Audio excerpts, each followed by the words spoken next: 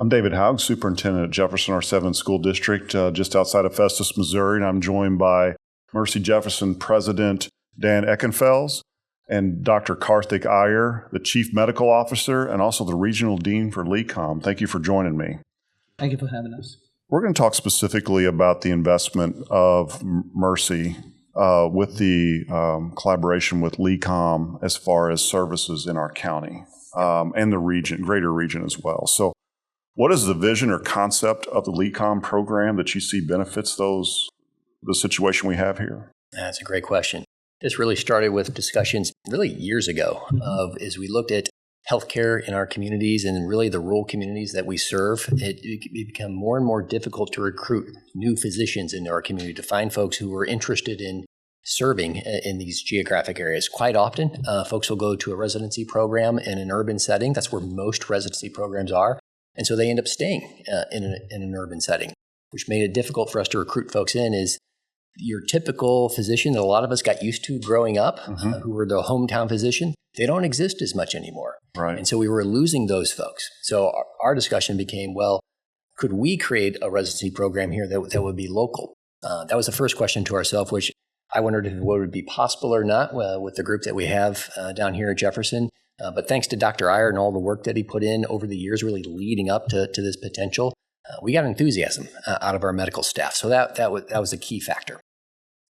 And so what we wanted to do is to be able to create a program where we could work with local schools, high schools, and say, is there an opportunity where someone could go to a local high school, go away to a college somewhere or a local college if we could get to that point, and then come back here to do their training in the residency program.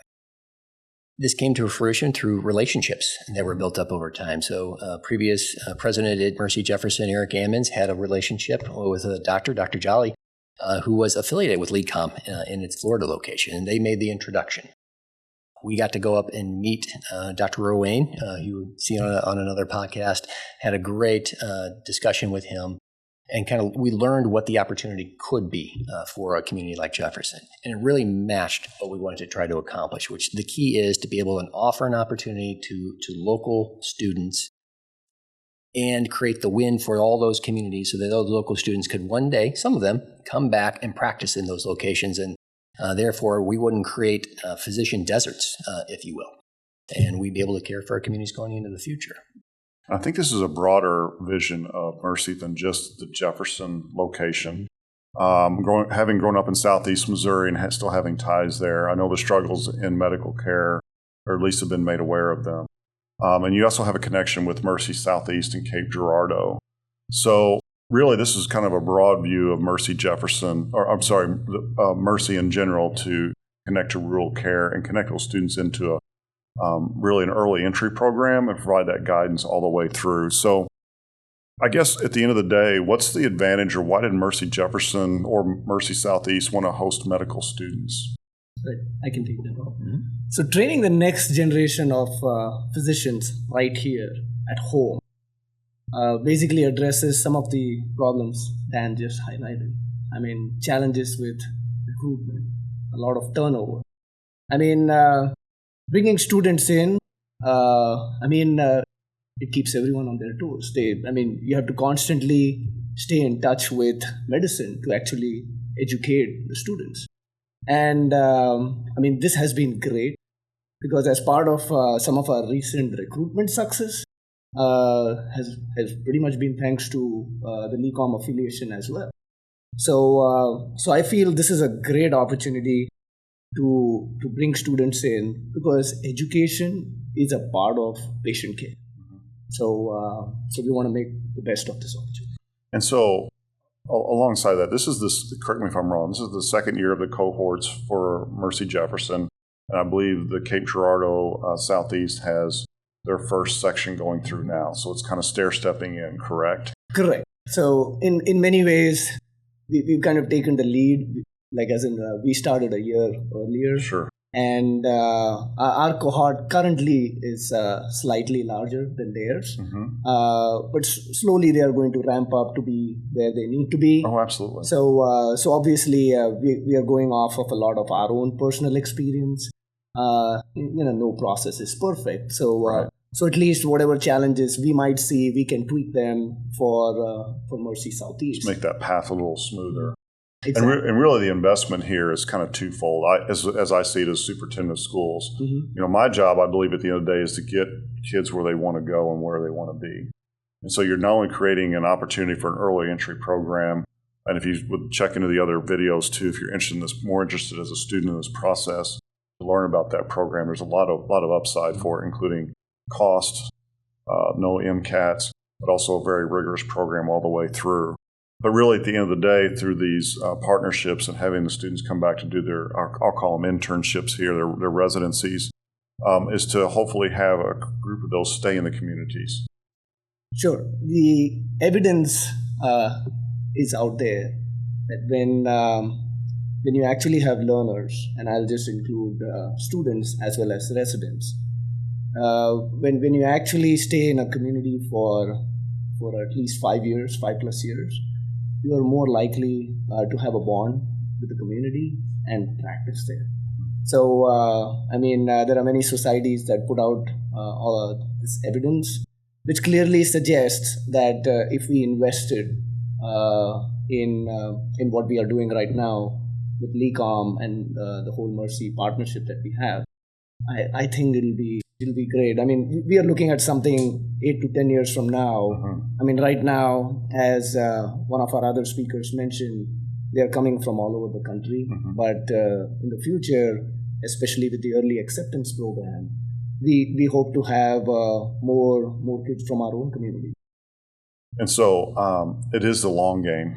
This isn't something that's going to happen overnight, and it's a process that we're starting today that some of us may not be in positions when this starts to, like myself, I'll probably be retired in 10 years from this, but hopefully the fruits of that labor will pay off as far as messaging and getting that out. But why LECOM specifically? Why this school? Yeah, because we got that question from folks. Why would you choose LECOM? They're not even in the state of Missouri. So there's a really good answer for that. When you look at the types of universities or colleges that we can affiliate ourselves with, we want to be very selective.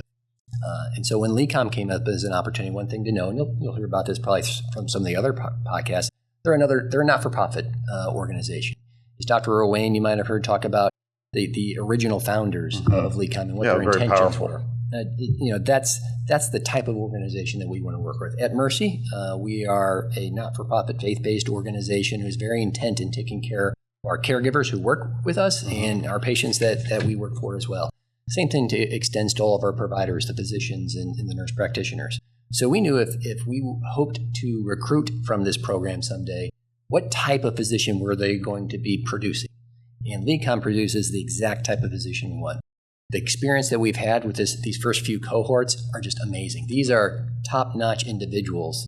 So they come, with that type of attitude. That's the type of young learner that the LECOM is recruiting in. But it's also their intentional work when they get to that campus of wanting to create a good citizen into the facility that they may end up partnering with. So LECOM's a perfect match for us, and we're excited about that. And I'm just excited we had the opportunity to work with them. I think what's interesting, too, is when you work with a group like LECOM and all the legwork that had to go in ahead of time, you've got two organizations trying to get to the same goal, producing great medical professionals, essentially, at the end of the day. What are some steps that Mercy is doing to support those individuals once they're in residency here to ensure those individuals are successful? That's where the dean comes in, actually. Yep. I'm just kidding.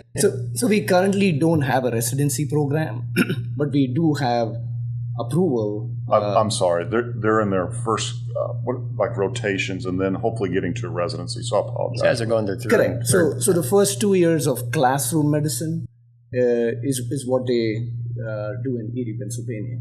And then year 3 and year 4, which is where they get all their clinical exposure. Yes, clinical. So, they have a variety of options to choose from within the LECOM organization, their partnerships. But in this case, if these were students who actually are from our communities, then obviously the path is very clear for them to actually come back, be in their own community, and then spend year 3 and year 4, get great clinical exposure in Mercy Jefferson, And then as we work on next steps, which is a residency program, what that would do for them is, because once you've completed year 3 and year 4 in med school, then obviously you need to do your residency training before you start practice.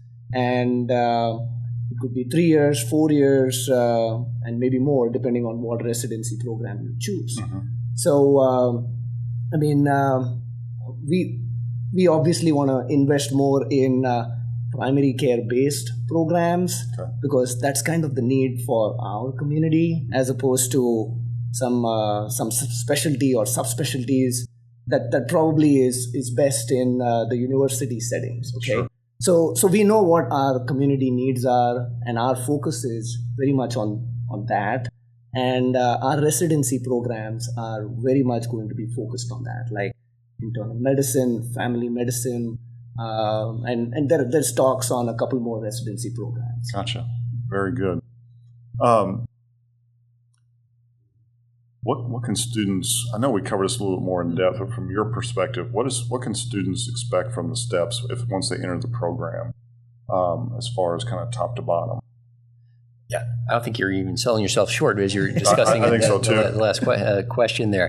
So when they show up, so one, we greet them. But beyond greeting them, I don't think you understand everything that Dr. Iyer and Jenny, who's our manager over that service, do is they get to know the student personally, one-on-one. They do an interview with them for an hour apiece, just getting to know who the individual is, what their desires are. Because everyone, when they're coming in as a third or a fourth year student, they don't know exactly what they want to be yet. Do they want to be a family medicine physician? Do they want to be a radiologist, anesthesiologist, emerging med? There's a lot of options that they have facing them. So with LECOM, we partner to put them through a good set of rotations, and Dr. Iyer is then meeting with them on a routine basis. Kind of, how's the experience going? What did you get out of this? What endeavors do you want? And you do more than that. You should talk about some of the research that you do with the students as well, just to create that really rewarding experience. Sure, and thanks for bringing that up. So, in addition to the clinical exposure that they get, they see patients. They are in the office setting, they are in the inpatient setting. They may be in the operating room, in the ICU. All that is great. But at the same time, we are also getting them into the habit of, if you see something great, something exceptional, you should get into the habit of writing things out. And by that I mean submitting papers to journals. Some people have a knack for it, some don't necessarily do, but we have to encourage them to do that. Sure. So they shouldn't feel we are in a relatively smaller community hospital, so they can't sell themselves short. So I also encourage our students to actually come forth with good ideas. And I think we at Mercy are a strong believer in, we want to hear what individuals have to say. Everyone has a voice. So that way, the most novel suggestion may come from a student, like, hey, I saw this is a problem, and I feel if we did it this way, we might be more efficient. And absolutely, we want to hear them out. So that's what we call any QI initiative, quality improvement. So that is something we encourage. And a couple of our students actually worked very hard towards writing a couple of case reports. Some interesting cases that honestly even I hadn't seen in my career until now. So obviously they got published, and we are currently in the process of two papers that are actually in peer review. Yeah. And it seems very likely they might get published as well. And actually these two are in very reputed journals. That's awesome. So I think they are having a good time in terms of not only the clinical experience that they get at Mercy Jefferson, but we are blessed to have a group of physicians, providers, even our advanced practitioners who have really welcomed them at Mercy Jefferson. And most of these students actually live in the community. And during my routine interactions with them, they speak so highly of the community. Like, everyone's been so welcoming. And everybody likes to teach. They actually, take the time out of their day to actually insist on how important learning, teaching is. So I think they can see that, because these are all physicians who for long have been practicing in the community. Right. And we had no idea. Community. Yes, so we had no idea that they would actually love to actually have students, and it has been working great. That's awesome. The one thing I keep hearing is as we've sat through Zoom meetings talking about this, I've been to several of the introductory meetings as a superintendent a couple of years ago.